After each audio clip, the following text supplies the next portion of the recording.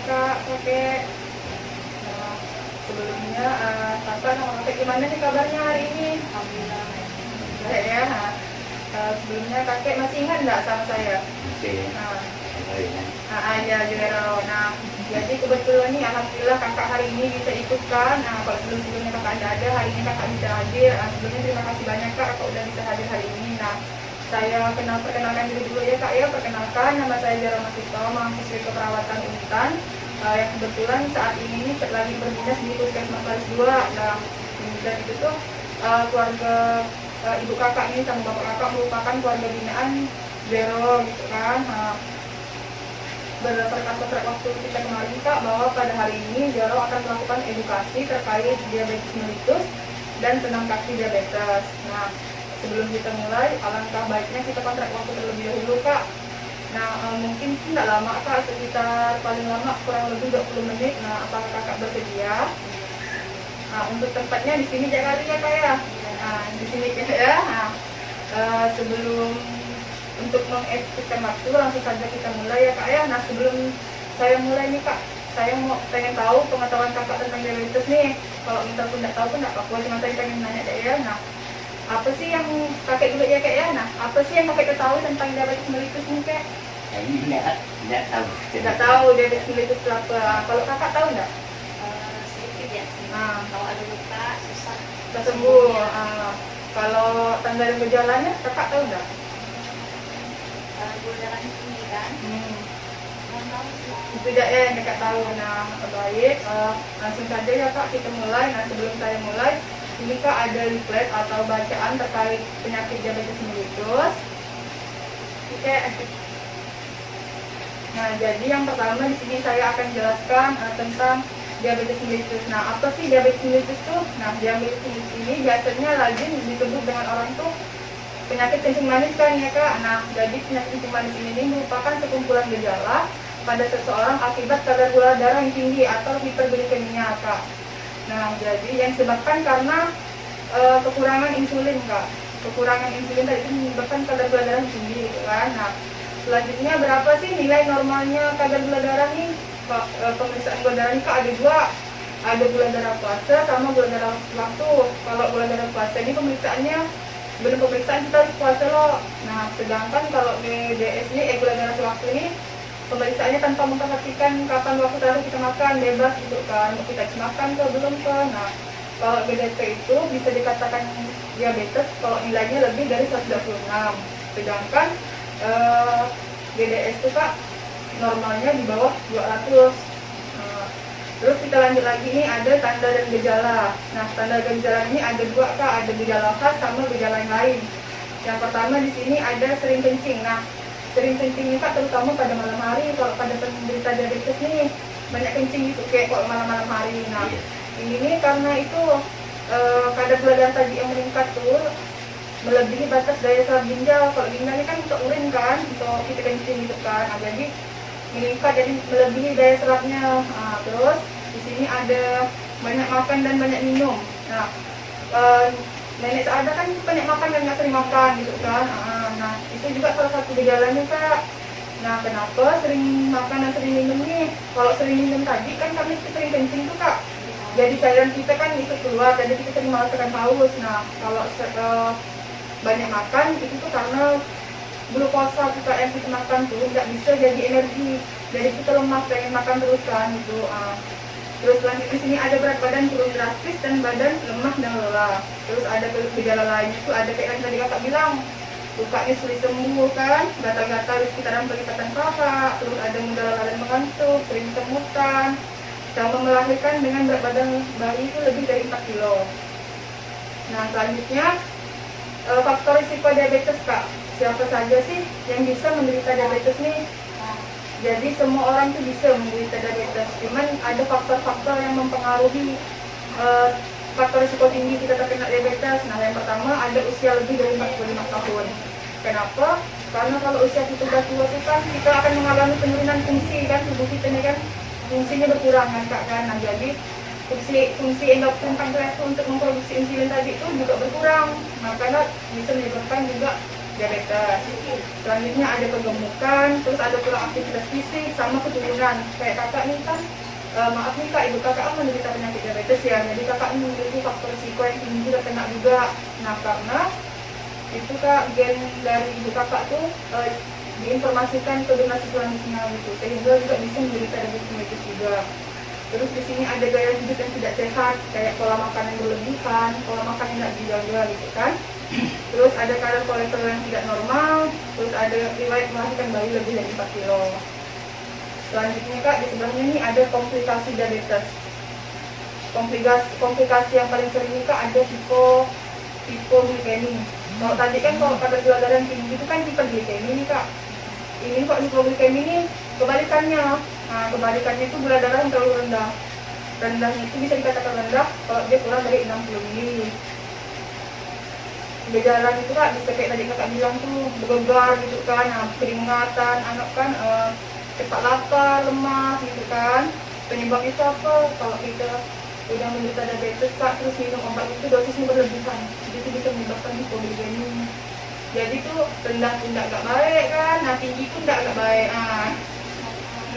Terus selanjutnya ada komplikasi lain. Di sini ada kebutaan, terus ada gigi mudah tanggal, luka busuk di kaki, jantung koroner, stroke sama kerusakan ginjal. Terus di sebelahnya kak, di belakangnya tuh ada gimana sih perawatannya kalau pada pasien yang menderita diabetes mellitus nih. Yang pertama di sini ada mengatur perencanaan makan. Nah kalau pasien diabetes nih kak, makannya harus teratur. Makanan yang boleh untuk yang disarankan untuk penderita diabetes itu ada beras merah, jagung, brokoli, bayam. Kok nasi putih itu tidak dianjurkan kak, karena nasi putih kan banyak mengandung gula kan. Nah, terus ada kacang-kacangan juga. Selanjutnya ada usahakan berat badan tetap ideal, karena tadi kan salah satunya faktor risikonya itu ada kegemukan kan. Nah, terus ada minum obat secara teratur sesuai instruksi dokter. Nah kalau kita minum obat ini kak harus ada prinsipnya. Prinsipnya itu tepat obatnya, tepat dosisnya, tepat waktunya, nggak boleh hari ini makan, besok enggak gitu kan, jadi harus teratur gitu waktunya. Terus ada mencegah terjadinya luka, biar tadi tidak terjadi komplikasi itu kak. Nah, gimana sih caranya? Kita bisa pakai alas kaki yang tertutup.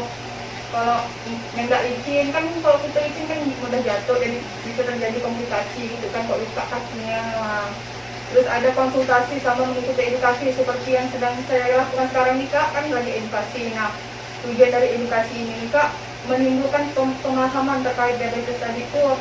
Jadi kalau kita mau melakukan perawatan atau tindakan tidak salah gitu kan.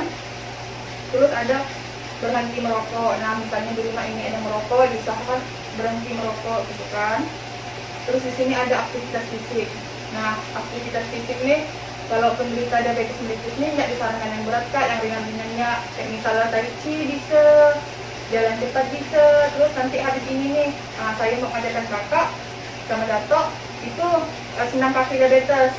Nah kalau ibu Saada kan sekarang lagi nggak bisa kesini ya kak, jadi saya nggak bisa ngajarkan. Jadi saya ngajarkannya ke kakak sama ke bapak, jadi nanti kakak bisa ngajak ibu Saada untuk senam kaki diabetes. Nah soalnya kan ibu kan masih bisa duduk tuh, jadi masih bisa dilakukan. Terus nah jadi tujuan utama perawatan diabetes ini kak, menjaga gula darah tadi itu dalam batas normal, sehingga tidak terjadi komplikasi tadi itu kak. Nah selanjutnya di sini ini saya ada bawa alat tes gula darah kak, karena kakak tadi memiliki faktor risiko kan. Nah jadi alangkah baiknya kita periksa dulu ya kak ya.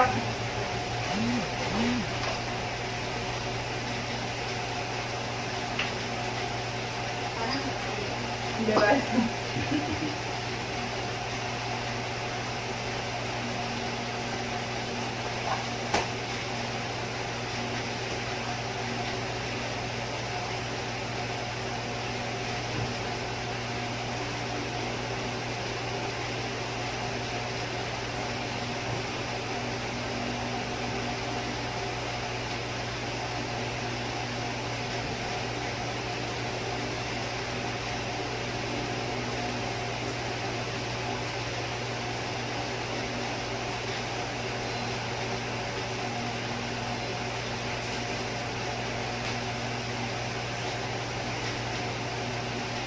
Permisi ya kak ya.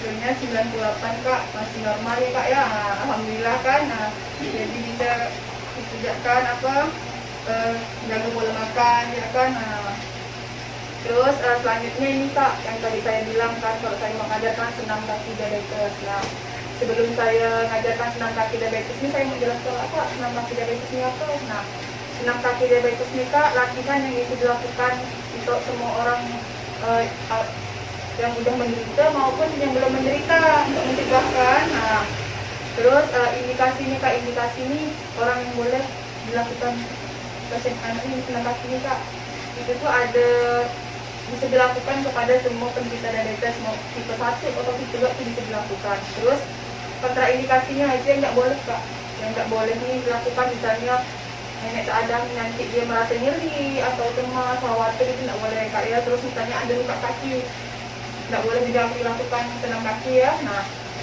untuk mempersingkat waktu kita langsung saja ya kak ya. Nah, sambil menyaksikan video kita praktekkan sama-sama ya senam kaki diabetes nih. Tidak banyak sih kak gerakannya. Nah, untuk mempersingkat waktu nih kita langsung coba ya senam kakinya ya, kita praktekkan sama-sama. Nah, nampak anak kakak ini videonya? Datuk nampak masih? Nah, gerakan yang pertama. Gerakan 1. Duduk tegak di kursi. Nah, tidak usah nyandar kak. Kakinya menyentuh lantai kak. Perhatikan seluruh telapak kaki menyentuh lantai, tidak bersandar pada kursi, dan lantai harus rata dan bersih. Gerakan 2. Gerakan telapak kaki ke atas. Nah, yang kedua angkat kayak gini kak. Nah, kayak gini kayak cakar ayam. Nah, 10 kali. 1, 2, 3,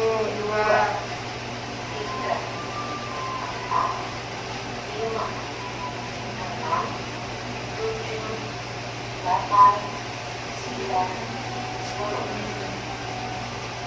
terus yang ketiga Angkat telapak kaki ke atas angkat. dengan posisi kaki di lantai. Kemudian turunkan telapak kaki. Kan ini yang naikkan yang belakang. Lakukan gerakan ini 10 kali. 1, 1, 2, 2, 3, nah 4, saya 5, 6, 7, 8, kalau capek boleh stop kek. 10. Nah, ada 10. Terus yang keempat Angkat telapak kaki dengan posisi lurus di lantai. Lakukan gerakan memutar nah sebanyak ini 10 ya, kali. ini ini 1, 2, 3. 3, Kalau capek nggak apa-apa kek, berhenti ya. 6, 7, 8, 9, 9, 10. 10. Nah, yang kelima. Angkat kulit dengan posisi jari-jari di lantai. Lakukan gerakan memutar sebanyak 10 Nah, kali. sekarang tumitnya yang diputar. 1, Nah, gini. 2. Nah, betul kek. Betul. 6, 7, 8, 9, 10. Sampai 6. gerakan ke-6. Bentar lagi selesai. Dari rusak. Nah, Gerakan jari-jari ke depan. ini aja. Nah, 1, 2, 3, 4, 5, 6, 7, 8, 9, 10. lakukan secara bergantian. Nah, nanti kakak sebelahnya juga ya, fokus ditentukan sebelah aja. Gerakan ke-7. Nah, yang ke-7. Salah satu lutut kaki dan rusak. Nah, 1 lagi angkat. Dari kaki ke arah wajah. Nah, ke atas ini kak. Nah, 2, gitu kek. 3, Nah, betul. 4, 5, 6, 7,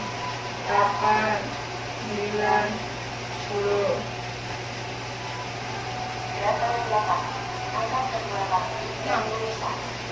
Juga pula. Arahkan jari kaki ke apotek. Oh, macam tadi, tapi kayak dua ah. Ha. 2, 3, 4, 5, 6, 7, 8, 9, 10. Nah, yang ke-9 dah. Ke-9. Angkat kedua kaki dan luruskan. Tambah. Nah, ke depan. Tadi kan ke atas tuh, sekarang ke bawah. 2, 3, 4, 5, 6, 7, 8, 9, 10.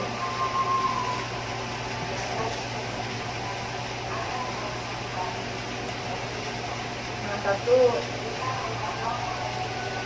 Tulis di udara nih Kak, 1 gitu. 2, nah, 3, 4, 5 kan? Tulis ke 6, 7, 8, capek kan? 9, 10. Nah, yang terakhir nih pakai koran. Nah, kita adanya kertas, jadi kita pakai kertas ya ya. Iya. Nih. Belum, tengok lah ya.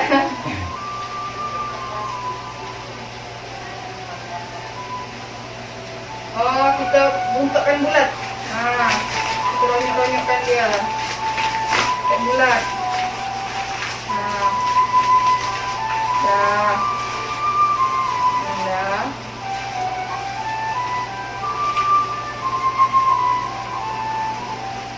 Nah, dari situ selanjutnya kita buka. Enggak kita ronyokkan nih. Nah, buka ke. Nah, dibuka ya. Nah, diurutkan aja kayak tadi tuh. Nah, urutkan aja.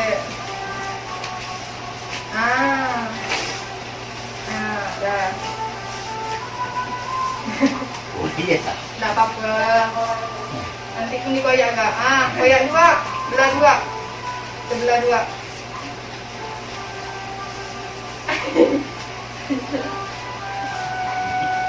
Koyakkan di sini kayak pakai kaki nih gini.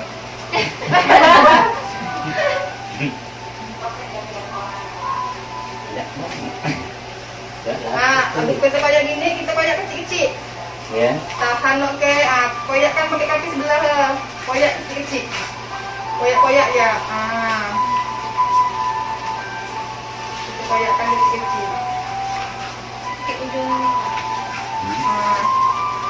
Terserahlah pakai yang mana, yang penting koyak dia. Saya lupa Dah. nampaknya. Dua. Dah, nak apa-apa. Dah selesai. Atas keras. Dah, senam kakinya udah selesai nih. Nah, sekarang saya mau evaluasi nih Kak. Tadi kan udah saya kasih tahu tuh diabetes itu apa, dan gejalanya itu apa, faktor risikonya apa. Sekarang saya mau ulang, mau nanya gitu kan. Nah, kakek bisa sebutkan enggak, Kak? Tadi saya jelaskan tuh, apa diabetes itu, Kak? Enggak, mungkin enggak tahu ya. Kalau kakak, apa Kak tanda dan gejala diabetes, Kak? Diabetes tuh ini gula darahnya tinggi. Nah, betul. Gejalanya gatal-gatal. Gatal-gatal. Terus Kencing. kalau mudah lapar. Mudah lapar. Betul. Nah, itu ya. Nah, kalau itu Kak, faktor risikonya orang yang bisa terkena tadi itu. Usia di atas 45. Betul, ada usia. Kegemukan. Ada apa? Tapi ada kan yang tahu kan, ingat kan. Baik, kakek udah selesai edukasi kita hari ini. Sebelumnya saya terima kasih banyak nih sama kakak, sama kakek udah menyempatkan waktunya kan untuk ikut edukasi. Nah, sebelumnya saya minta maaf juga udah mengganggu waktunya nih sore-sore kan.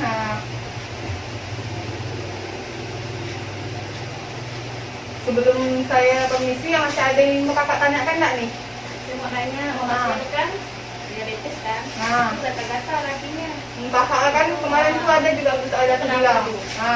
Jadi kan tadi saya dibilang nih kak, kalau orang penderita diabetes nih ada gejalanya gatal-gatal di sekitar kelipatan kakak. Nah itu tuh karena kadar gula darah tadi yang tinggi tuh, dan juga terjadi penumpukan kak di sekitar kulit, makanya dia gatal.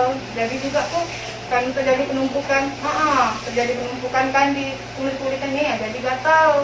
Nah di situ juga bisa terjadi penumpukan bakteri sama kuman kak, makanya dia terasa gatal. Nah, itu ya kak ya. Masih ada Jadi juga. obatnya apa tuh? Nah kalau untuk obatnya nih kak, karena saya di sini cuma tugas saya hanya untuk edukasi. Nah pesan orang puskesmas tuh kalau misalnya pakai mau obat, mau berobat, silahkan dibawa ke puskesmas karena puskesmas kan juga dekat nih. Nah jadi bisa, kalau kak itu nenek tidak bisa kan, tidak bisa jalan jauh, kakak boleh ke sana. Kan pas tadi kata nenek tuh biasanya kakak yang sering ngambilkan obat kan, mau ke apotik, mau kemana, kakak yang ngambilkan obat kan. Nah itu ya. Nah masih ada yang bertanya kan? Ya paham? Nah, ya.